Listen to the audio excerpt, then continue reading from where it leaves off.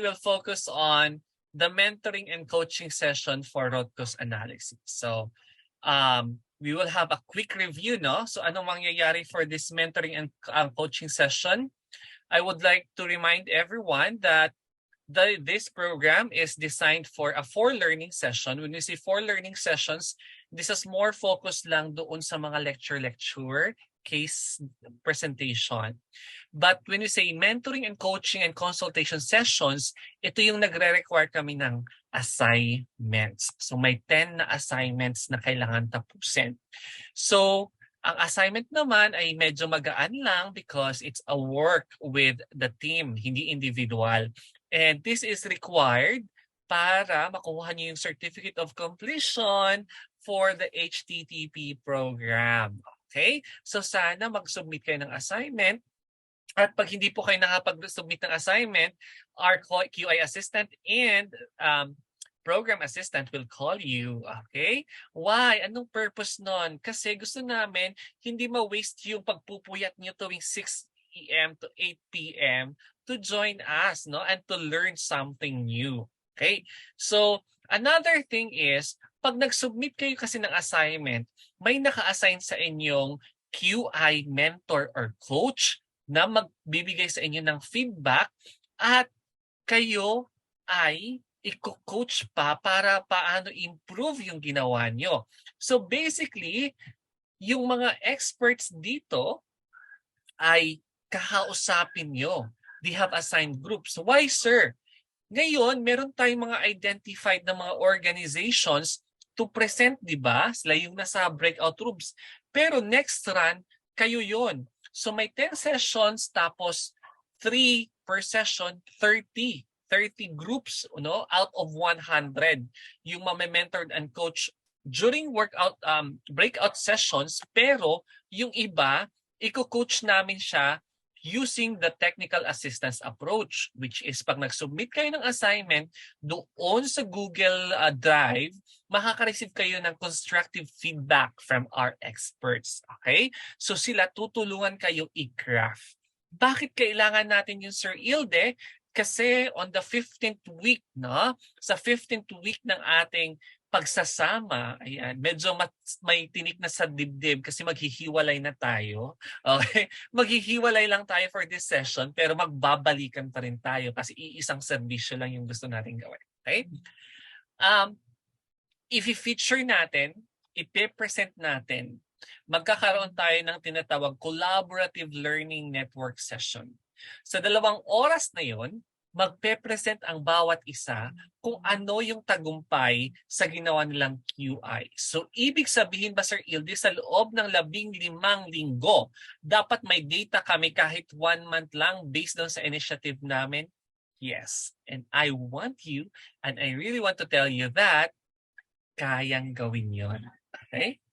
Basta't gumawa lang ng assignment at nandito yung mga experts with you. Okay. Now, let's go to the mentoring and coaching session overview. Okay. For this evening, we hear you, and that's part actually of our plan. Okay. For today, we will have some overview of fundamentals of root cause analysis. I will give you some short discussion for 30 minutes. Then, from 6:31 to 7:30, we will have the breakout session. Yung mga grupo na mention last time, kayo din po yung i-feature. And please don't leave the session hall kasi doon sa mga organization, kailangan yung mag-submit. And remember, part po siya ng requirement to get the full certificate. So, kailangan yung makinig para pagdating ninyo offline, kayo yung naggagawa, nakakaya nyo. Okay? Magagawa nyo. Then after that, we will have a 5 minutes break. Then we will go back in the plenary for a presentation of workshop output. So papalakpakan natin, bibigyan natin ng magandang reactions yung 3 grupo for doing, or ito sila yung mga voluntary, no? Anong tawag doon? Parang tinuro natin na sila na talaga yung mag-present muna. Okay? Then we will have a 10 minutes wrap up from our admin team. Okay. Now, are you ready to start your session for fundamentals of root cause analysis na mas ihihimayin natin, mas raramdamin natin yung tinik ng isda para magawa natin. Okay. Now, tandaan nyo lang, nakwento ko na to last time. Minsan kasi, ang nakikita natin ay mga simptomas. Okay? So tulad na lang yan ng isang taong may sakit. Nakikita ba agad natin yung diagnosis natin on that point? Di ba hindi? Ano ang ginagawa ng mga doktor? Tinatanong yung simptomas na nararamdaman. At kung merong mga simptomas na yon, may tinitignan sila, may binabasihan silang algorithm. Or minsan, may ginagawa silang laboratory diagnostic para ma-validate yung nakikita nilang simptomas, tsaka sila magsasabing rule out the disease or disorder. Okay, ita-translate natin yan sa root cause analysis. Sa root cause analysis, itong mga simptomas na mga binabanggit nyo, pwedeng pahapyaw lang siya ng isang mas malaking problema. At yung malaking problema na yun, kaya natin siyang i-rule out if we will have root cause analysis. So, ibig sabihin, sir, ang root cause analysis ay parang diagnostic tool? Check. Okay. But sometimes, there is more than one root cause. Remember this, ha? Huwag kayong makipagtalo pag sinabi kayong, ito lang yung root cause namin, sir. Ito lang, nag-iisa. Again, minsan, may more than one. Okay. And remember, ito yung sinasabi ko parati, kailangan natin mag-piko at pala. We need to dig deep, and ask why? And I will teach you how to ask why later on. And remember, we need to avoid a band-aid approach na, tama na sir, workshop lang naman yan. Mamaya na yung iba, kalimutan na natin. Okay? But kung dito, pwede niyong sabihin yon because of the interest of time, pag nasa actual scenario na kayo, please, as much as possible, ubusin nyo lahat ng mga whys na yan para matanggal yung band-aid na yan. Okay? Hindi magiging band-aid yung approach mo. Okay? Now, the next is, ito na. Na-present ko to last time, but I think hindi ko siya masyadong na-elaborate. Okay? Kung tatanungin kayo, ano yung root cause? Sir, mas inclined kami sa fishbone diagram. Sir, mas inclined kami sa Ishikawa diagram. Tawanan mo na lang. Pero wag mo masyadong sabihan na, mali ka naman. May pagka, ano bang tawag natin? Minsan may tinatawag na Bobita Sanchez ka naman. Pareho lang yan. Huwag naman ganun. Okay? Just be positive na lang. No? Alam mo, pareho lang yan. Ganito, di ba yung fishbone, ganito, may tinik din. Si Ishikawa diagram, may tinik din. Si root cause din, may tinik din. Pareho lang sila. Okay? Pwede mo siyang tignan na ganun. Yung may mga ditong sinasabi, bakit may why? Okay. Sa root cause analysis kasi, we need to explore and display possible causes contributing to a problem or an outcome, and then to determine the key cause.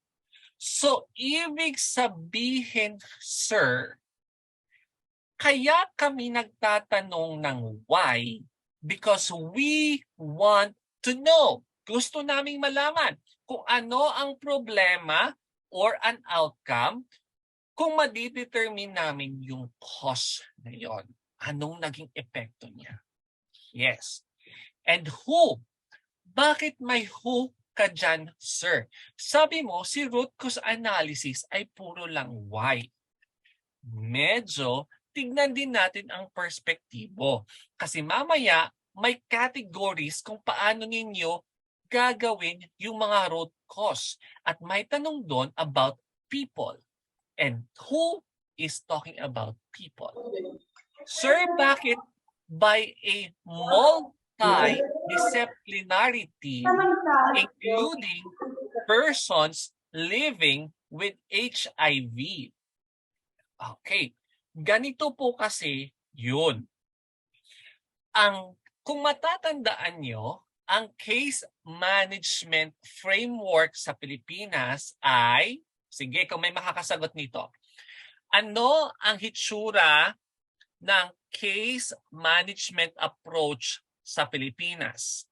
A, multidisciplinary. B, interprofessional. C, multitasking case management. Okay. So ilagay niyo sa chat box kung ano yung sagot niyo. Okay? Ano ang description natin sa framework ng case management sa Pilipinas? A, multidisciplinary. B, interprofessional. C, multitasking case management. Apa, naglalaro, no? Letter A daw, tsaka letter C. Letter A, wow, very good. Oh. May letter B. Oh, yun. May, sabi niya, medyo kailangan kong umiba. Ay, si Doc pala. Sabi niya, kailangan B, interprofessional. Okay, let's discuss. Okay. Sir, sa root cause analysis, bakit kasama mong kailangan intindihin ang case management? Una-una, tatanungin ko kayo, if bibigyan ko kayo ng isang quality improvement na programa and you are a case manager, ano ang unang mararamdaman nyo? A, matutuwa. B, malulungkot. C, maghihingi ng dagdag sahod. Okay. Sige, tingnan natin. I-root cause natin. A, matutuwa. B, malulungkot. C, manghihingi ng dagdag sahod. Ay, puro A. Sana all. Mga hospitals, ano? Aba, A. Ayaw nyo ng sahod? Hala. Okay. So, anyway, ganito. Wala akong C. Tama si Al. Okay, no? So, wag na lang tayo So, I've been doing some QI works, no, in the grounds, no? So, I see a lot of challenges in case management. Kung pwede lang C. Okay, ganito. What do you think? Bakit hindi nasa-sustain yung program ng HIV in terms of community level? Sige. The answer is actually parts of your answer. One question is, yung sinabi ko sa inyo is, actually, the framework is all in framework for case management for HIV. Sabi doon sa libro, it's multidisciplinary and interprofessional. So yung letter A at letter V, check kayo. If and only if nasa perpekto kayong sistema ng health system. Okay? However, when we did the grounding work, ang nakita namin sa mga case manager ay, ano itsura? Multitasking case manager. Sige nga, makikita nga ako ng thumbs up kung ganun ba yung experience ng mga case managers natin dyan. Kaway-kaway kayo dyan. Walang kakaway. Double thumbs up si Miss Yap. Mag-triple pa si Miss Marilu. Aba, binawasan ni Sir JC. Very good, ano? Multitasking talaga siya. And one thing is, another root cause is, ang pagiging case manager, if we are looking at the ground level, magkakaiba ang salary rate. We don't have salary standardization for case managers based on their skills sa community level. Do you agree? Type 1. If you did not agree, type 2. Yeah, nako, ang dami. Biglang sumulhot yung 1, ano? Grabe. And that is a good example of quality improvement. Okay? Ay, ganun pala yun, sir. Kaya pala lumiliit yung nagiging servant natin sa community because nga, no, nagkakaiba yung bayad, nagkakaiba yung sahuran. Okay? And walang standardization, hindi tulad sa mga government employees, kahit ma-assign sila sa hack, they have the salary standardization based on their appointment. Ba? But in the community level, those are funded by different organizations or local government, magkakaiba ang kwento. Ayan. So yun yung isang katok sa isang health sistema na kailangan natin to be sustainable. And that is one example of QI in a layman's term. Example. Okay. Sir, bakit kailangan yung persons living with HIV? Kailangan natin sila because as you can remember, they are our primary source of information and we want to improve their health. Sila ang focus natin. At sino pa ba, sir? Siyempre, yung mga tao na gustong mag-prevention. Okay. I'm running out of time, but bear with me. I will extend 15 minutes, then we will start the breakout. Okay? Okay, let's go by when. Again, by when is defining the problem, setting the goal, mapping the process, collecting the relevant process and experiential data. Ay, sir, ito ba yung tanong din mamaya sa amin sa workshop? Kailan nagsimula yung problema? If pupunta na tayo, sir, sa PDSA on the next week, tatanungin mo ba din kami, sir, kung kailan namin ma-achieve yun? Yes. At kailan mo makukolekta yung data? Yes. Okay, what? Content of the diagram is listing the cause, then voting to identify key causes, and key causes helps them identify areas for improvement. The cause and effect diagram, if this is a face-to-face activity and we are conducting in the big room, magpo-post tayo ng dating approach. Manila paper nandyan sa wall, bibigyan kayo ng piece of paper. Okay, lahat ng nakikita niyong cause sa ganitong problema, idikit niyo yan sa Manila paper. Tapos, ang gagawin natin, i-organize natin siya, tapos pagbutuhan natin kung yes or no. Yes or no. Ganun siya ang cause and effect. Kaya mamaya, during breakout session, yung inyong facilitator magtatanong, sinong masabing yes, sinong no. Okay? And please, during the breakout session, even if this is just an organization-specific activity, kayo bilang audience, pwede kayong mag-interact. Okay? Pwede kayong mag-interact. Okay? Let's make this interactive. Now, how to use the template? As I mentioned earlier, write the problem, statement, effect in the box, head of the fish. Then you have 4 to 5 major categories and ask why. Okay. The red here, this is where you're gonna write the problem. In the blue here, this is where you're gonna put the major categories or domains. Then dito sa maliliit na tinik, ito yung mga sagot niya sa mga why. Okay, next. So, now I discussed this already last time. Let's go this. Common categories to make it simpler sa inyo. Ang hirap kasi minsan, if you are doing root cause analysis tapos wala kang background, sir, bakit may tao? Bakit may methods? Bakit may measurements? Bakit may equipment? Bakit may materials? Bakit may environments? Bakit, sir, may mga ganon? Bakit may categories? Okay. Ginagawa ang pagkakategorize para hindi magulo ang pagtingin sa root cause analysis. Tulad lang ng ganyang isda. Kung ang isda, walang backbone yan, walang malalaking tinik, sa tingin nyo ba maghihitsurang isda yan? Maghihitsurang bang isda yun? Siyempre hindi. Ba? Remember, same with the tao. Ano ba yung elementary tayo? Sinabihan tayo ng teacher, ang buto sa katawan ng tao ang siyang nagiging basihan sa kanyang hitsura. Ito yung sumusuporta sa mga muscles at fats natin. So same with the fishbone diagram. Itong mga categories na to, ito yung mga tinatawag na mga buto. Okay? Mga buto na kailangan nandyan para yung mga tinik na yan ay kumapit. Okay. Let's start with people. Kung pag-uusapan ng tao natin, ang tao, ang tinatanong dito is lahat ng tao na involved sa proseso. Tatandaan natin na ang quality improvement is all about process improvement. At dapat engage ang mga tao na involved sa proseso. Okay. Tignan natin sa pag-ooperate ng hack or ng isang HIV clinic kung private kayo or hospitals kayo. Sino ang unang nag-i-initiate ng proseso? A, staff. B, patient. 3, security guard. 4, si hepe. Anong sagot nyo doon? Lagay natin.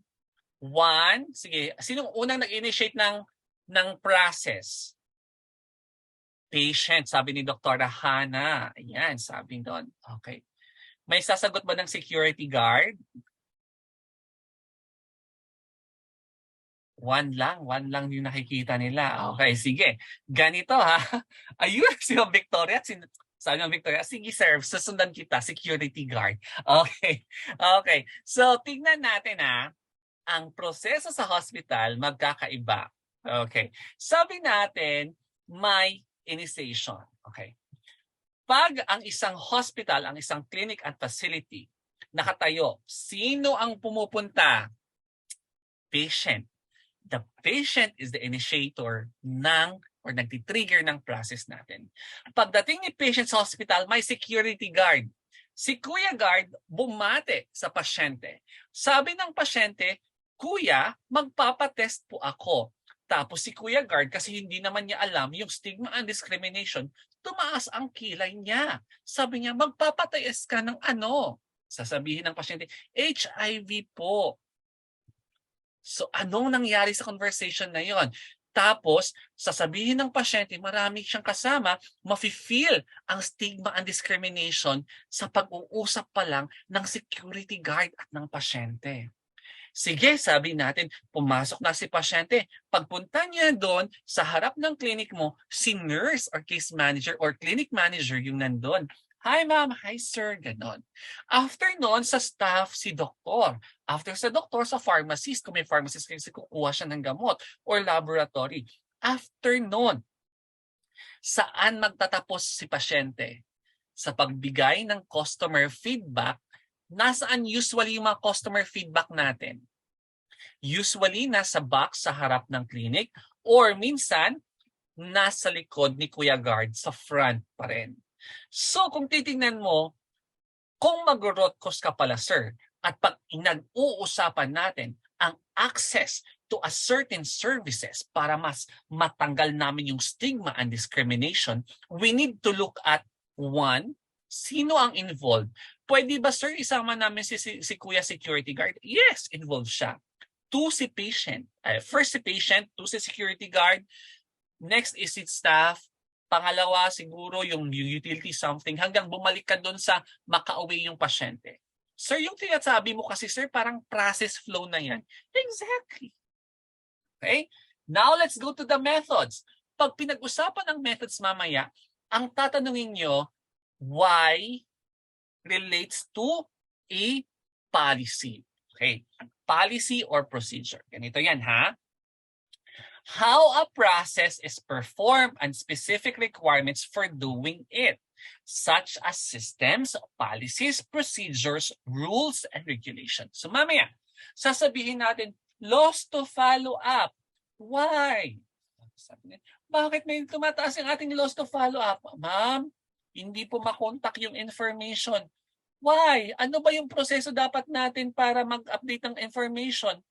Ay ma'am, dapat pag dumating po si pasyente, ina-update natin yung kanyang cellphone number, email address, kung saan siya nakatira, sinong pwedeng makontak, na alam yung status niya. Oh, why? Hindi pa rin siya nakapunta. Ma'am, kasi hindi namin na-update yung kanyang record kasi hindi siya pumunta. Oh, why? Bakit hindi siya nakapunta? Ay ma'am, kasi hindi namin alam pero bago yung sa schedule niya ma'am, tumawag na, nag-activate na yung CFL natin na na-message siya at tinanggap naman niya. O kung na-message na pala siya, bakit hindi pa rin siya nakarating? Ay ma'am, kasi wala pala. Nung araw na yon, hindi namin napansin na hindi siya dumating. O, ano na ngayon? O anong gagawin natin? Anong proseso para pagdating niya, kung yung araw na yung schedule niya, hindi siya dumating, paano natin sila matatrack? Ganon yung how you will ask the why. Okay? You step by step extract. Okay. Sir, anong pinagkaiba ng systems, policies, procedures, rules, and regulations? Okay. When I talk about, kung pag-uusapan natin system, pag sistema ang pinag-usapan, meron siyang starting policy hanggang matapos mo ang buong proseso, meron siyang terminal policy na tinatawag. So katulad ba yan, sir? Kung i-on ko ang aking computer, lalabas din sa screen ko, sir, yung password. O ipapasok ko, sir, yung password ko, tapos ma-access ko na siya. Correct. Tapos, sir, pagdating doon, may instruction siya paano ko ilalagay yung mga basic information hanggang matapos ko, sir, magre-report siya sa akin na nakumpleto ko na yung proseso. And yes, that's a system. Kung ang system, it will not just work on its own. Meron siyang mga kasama. System siya. Okay. When we talk about policies, kung sa ating lingwahe, ito yung mga hospital order, department order. Ganun pala yun. Yes. When we talk about procedures, ito yung manual of procedure, standard operating procedure, working instruction. Ganun pala yun. Pwede pala din namin i-address yun. Yes. Sir, pag sinabi mong rules and regulation, ito na. Kung rules and regulations, ibabangga mo na to sa tinatawag nating mga Republic Act. So kung rules and regulation, pag-uusapan ay batas. Kuha, anong pinagkaiba ng system, policy, process, rules, and regulation? Okay. Let's go for the measurement. Remember, sa inyong QI workshop mamaya, may itatanong doon, may data ba tayong makukuha? Baka naman kasi walang data. Okay, ganito ha. It's okay kung walang data na makukuha as of now. Why? We can start collecting data. Sir, what if meron kaming data pero hindi namin alam kung saan namin kukunin yung data? May makukunan kami ng data pero hindi namin lahat, sir, makikita kasi magkakaiba yung mga indicators kung saan siya ipapasok as denominator, numerator. Madali lang yan. Gawin pa rin natin. Gagawa tayo ng tinatawag ng data collection form. Ganun pala yun, sir.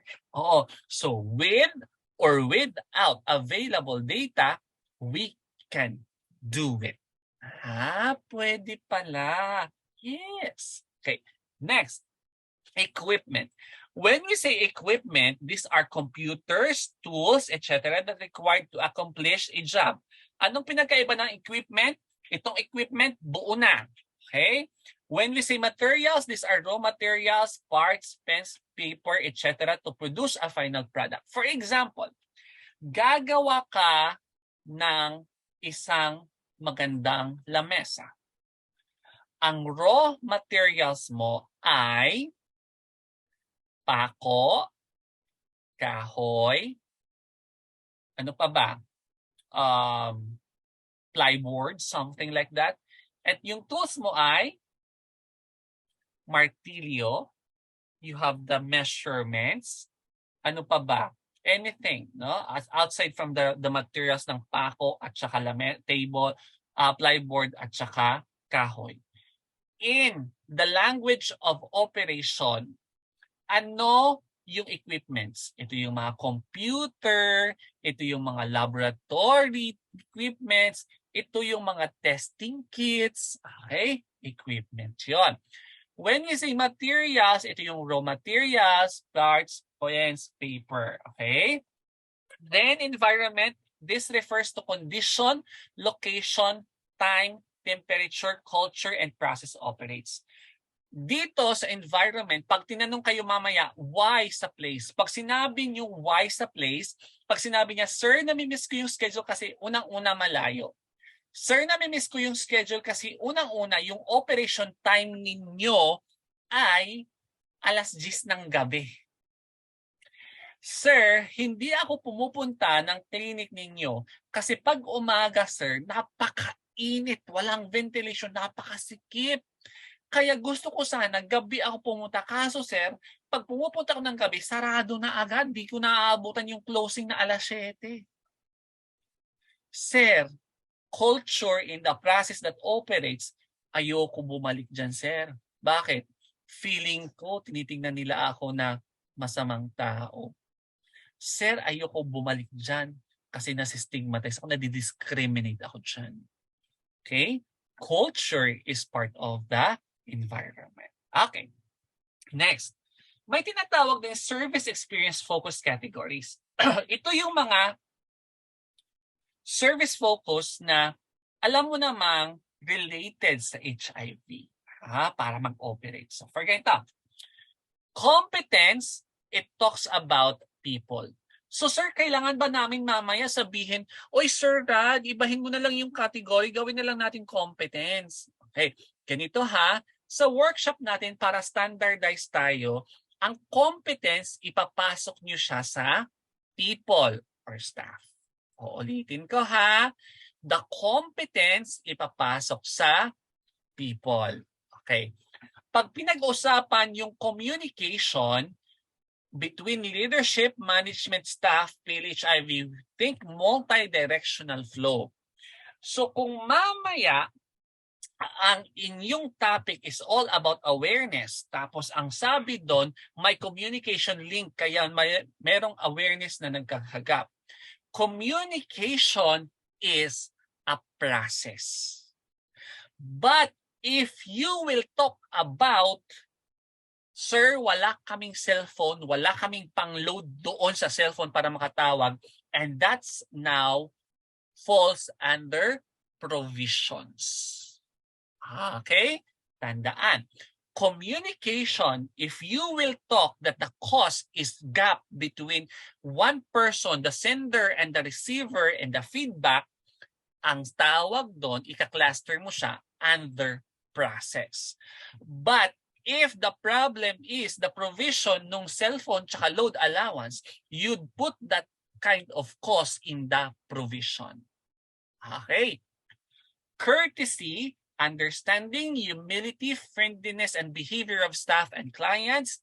Again, this can fall either staff or, di ba sabi natin, kung ito ay naghihinder para mag-access siya ng services, culture of the operating units, behavior of staff, magiging environmental siya. Bigyan mo kami, sir, ng example. For example, sasabihin lang ng client na, ma'am, masungit naman si staff. So, nung nagpa-test ako, ma'am, sinungitan niya ako agad. Nilagay mo sa survey mo, sa feedback mo. If that's the discussion, it will fall under people. But pag sinabi niya, ma'am, ito na ata yung huli nating pagkikita. Salamat na lang sa lahat. Feeling ko na bastos ako ng clinic na to. That will fall under environment. Okay? Remember that kind of phrasing. Okay. Credibility falls under people. Okay? Yung tiwala nila sa tao. Okay. Reliability is accuracy of meeting PLHW needs and desirability of services. So dito, for example, marami kang naglo-lost to follow up.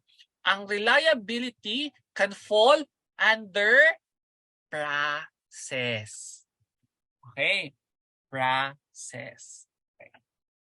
Responsiveness in terms of timeliness. Remember, time is under environment. However, if and only if sasabihin mo, sir, wala kaming makitang guidelines about kung kailan dapat namin pinapalo up yung laboratory kasi outsource lahat ng laboratory namin, wala kaming guidelines or sa MOA namin na dapat within 24 hours magbigay na sila ng result. And that will fall under policy. Okay? Next, security. Hindi dito tinatawag si security guard. Okay? It talks about the privacy and minimize the risk of PHIV to engage with services. So security, if we are talking privacy, we are going to put this one into the place or environment. Okay. There's a difference between privacy and confidentiality. Pag privacy, ang ibig sabihin po nito is physically yung kanyang pagkatao ay nabubulgar. When we say confidentiality, yung verbal at very strict na data na kinakausap nyo, pinag-uusapan nyo, bigla siyang nawala, bigla siyang lumabas. Confidentiality. Okay? Understanding the persons living with HIV, be aware of needs, wants, and important features. If ganito yung lalabas sa mga root cause nyo, papasok siya under people specific for patient. Okay.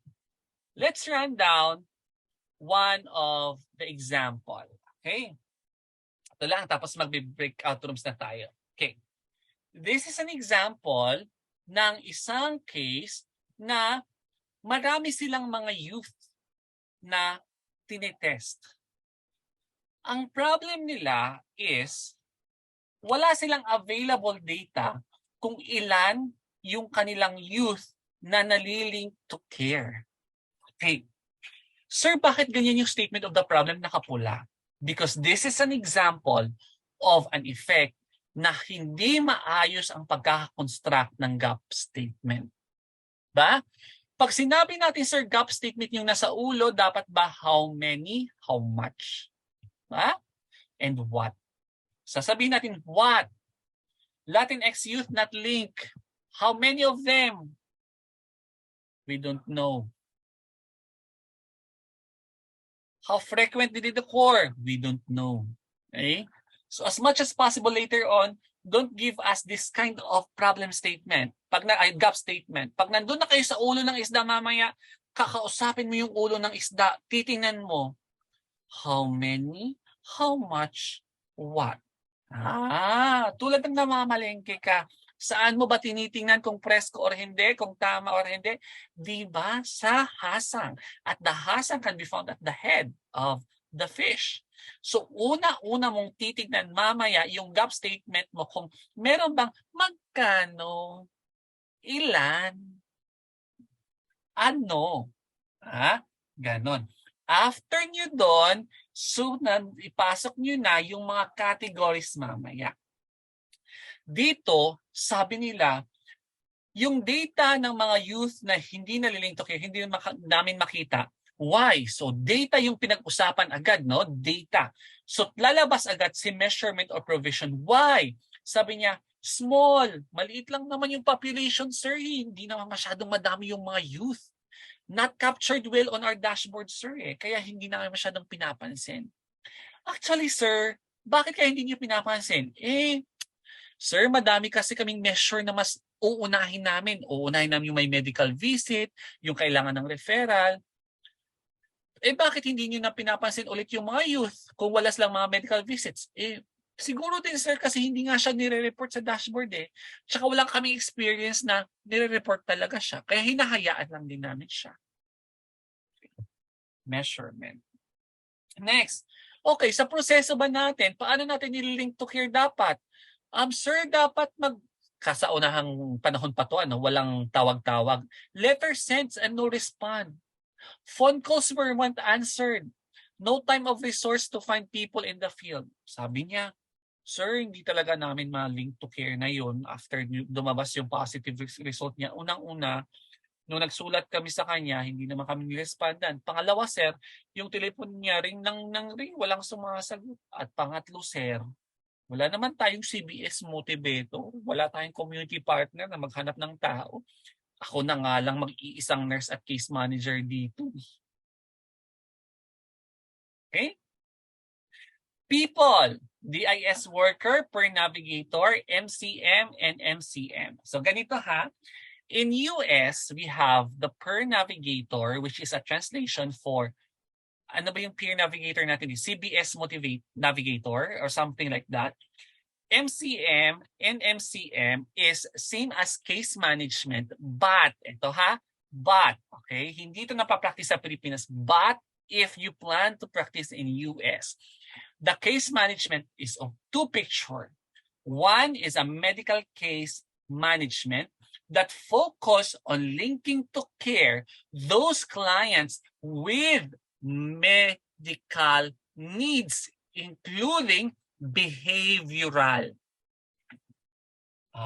MCM yung tawag na yun. Ang NMCM, ito ay tinatawag na non-medical case management if and only if these clients are only accessing preventive care. PrEP. Papa-counsel lang. Okay? So those are the two different case management in the US. Another, not clear who is responsible for what. Ito pa. Naglo-lost to follow-up na yung pasyente. Sino ba dapat yung tumawag pag yung araw na yun hindi siya pumunta? Sir, si clinic manager kasi nasa kanya yung acuity. Siya naman yung may hawak ng lab kung sinong pumunta or hindi. Sasabihin ni assistant clinic manager, bakit ako? Hindi ko naman hawak yan. Hindi ba pasyente mo yan? Sasabihin ni case manager, sa dami ng pasyente ko, actually hindi ko din siya matandaan. Actually, binigay siya ng CBS motivator natin. Sasabihin ni CBS motivator, ako ba? Wala na kami kontrata eh. Ako din ba ang gagawa rin? Di ba? Ang kwento ng community HIV natin. Okay, kailangan natin maging clear. Who is responsible for what? Pag ganito pala, proseso ang pag-uusapan ulit ng tao. Okay. No population-specific guidelines or policies around linkages and monitoring or regular update. Then technology, application used for virtual visit, not Spanish. Materials, limited resources for LIP population and insurance interruptions. You have environment, chronic stress of exposure to discrimination. Fear and lack of knowledge about HIV, stigma. Nakapula ang stigma because remember, stigma are maraming hitsura ng stigma. And if you want to put that one in a root cause analysis, please be specific. So ngayon, baka may tanong, Sir Ilde, paano ba namin susulatin yung mga why? Meron ba yan silang ranking na pag malapit ka sa spinal cord na tinik, mas ikaw yung uunahin? At yung mga hindi masyadong malapit sa tinik, yun yung hindi uunahin. Wala pong hard rules na ganun. So you can list down everything. But remember, during your workshop mamaya, itatanungin kayo ng inyong facilitator, please encircle alin sa mga causes na to ang kaya nating gawin. Napansin nyo? Sa root cause na to, hindi lahat naka-encircle one thing. May iba dyan hindi kayang gawin mo, or kung gagawin mo siya ngayon, madidili ka lang ng madidili. In identifying the root cause or causes na nakaka-apekto doon sa pinakaulo is kung nakikita mo siya, one, madaling gawin pero hindi ginagawa. Two, paulit-ulit nating nakikita dito sa root cause na to. Okay? Three is it is feasible and can be delivered because of the limited resources. Okay? Ganon. Okay. Okay, we will not discuss the missed appointment, but this is just actually the walkthrough of a client sample. Meet Mickey. We are working a peer navigator to identify why they keep missing the appointments and found out living with HIV unexpectedly after the routine test about 3.5 years ago. They are 24 years old and work full-time while trying to focus on finishing school. They don't have a car. Transportation can be tricky for everything, not just medical appointments. They sometimes feel really stressed out by everything they have going on and have trouble sleeping. Okay? So anong reason daw ba't nagmi-miss yung appointment si Mickey? Sabi niya, I just don't like going, nasistigmatize siya. Feeling ko na-judge ako ng doktor. Ay, hindi friendly yung mga staff. Ay, not looking to computer and typing staff. Ayoko. Yung staff na yan, hindi na pag-usap sa akin. Pag pumupunta ako dito, tinatanong ako, pangalan mo, Mickey, tapos naka-input na lang sa computer, tapos okay, maghintay ka dyan. Opo. Next. Transportation. Sabi sa sir, wala siyang car, wala siya malayong kanyang ano. Sir, ayun na mag-commute. May COVID. Maawa na ko. Yung over naman, sir, napakamahal. Sir, napakalang long queue. Sir, actually nami-miss ko yung appointment ko kasi ang aga-aga nila guys, sir. Yung appointment ko alas 10 ng umaga, tulog na tulog pa ako, sir. Gumigising ako tanghali, alas 12 tapat. Okay? Or, yung schedule, sir, actually, I don't control my own schedule at work. Sir, nagtatrabaho ako. Hindi ko hawak yung schedule ko. Eh, pag ayaw ng boss akong paalisin, hindi talaga ako pupunta sa clinic nyo. Okay? Sir, mahirap mag-access sa clinic nyo, napakalayo. Okay?